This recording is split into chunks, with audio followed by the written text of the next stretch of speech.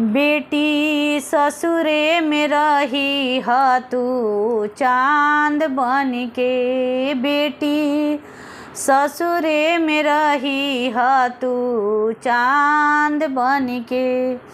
सबके पुतली के बिचावा परान बन के, सबके पुतली के बिचावा परान बन के। बेटी ससुरे में रही ह तू चांद बन के, बेटी ससुरे में रही ह तू चांद बन के। सासु के निस दिन चरण दबैहा, बिटिया सबसे पीछे खैहा। सासु के निस दिन चरण दबैहा, बिटिया सबसे पीछे खैहा। ससुर के बाजे जब खरौआ, पानी लइहा धोए पौआ। ससुर के बाजे जब खरौआ, पानी लइहा धोए पौआ। रहिहा अगहन पुस महीनवा के बिहान बन के, बेटी ससुरे में रही ह तू चांद बन के, बेटी ससुरे में रही ह तू चांद बन के। सांझ के तनिको समय जे पैहा, छोटहन लइकन के पढ़ैहा।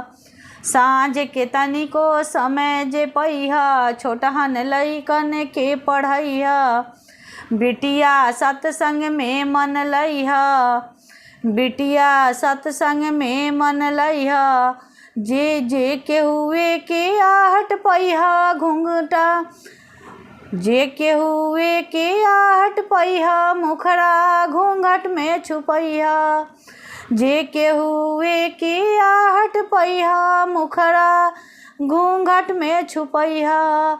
रहिया घर में हीरा मोती के दुकान बन के, बेटी ससुरे में रही ह तू चांद बन के, बेटी ससुरे में रही ह तू चांद बन के।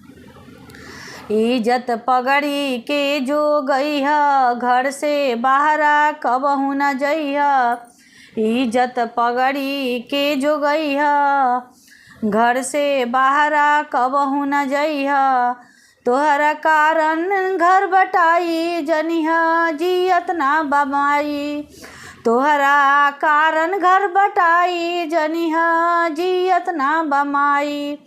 ऐसन जन करिहा कि ओरहन आवे बान बन के, बेटी ससुरे में रही ह तू चांद बन के, बेटी ससुरे में रही ह तू चांद बन के। सुनल जाई तोहरो बराई, जिया जाई तब हुलसाई। सुनल जाई तोहर बराई, जिया जाई तब हुलसाई। ऐसन जन करिहा कि सबसे प्यार तोहरा बिन लागे अंधार। ऐसन करिहा सबसे प्यार तोहरा बिन लागे अंधार।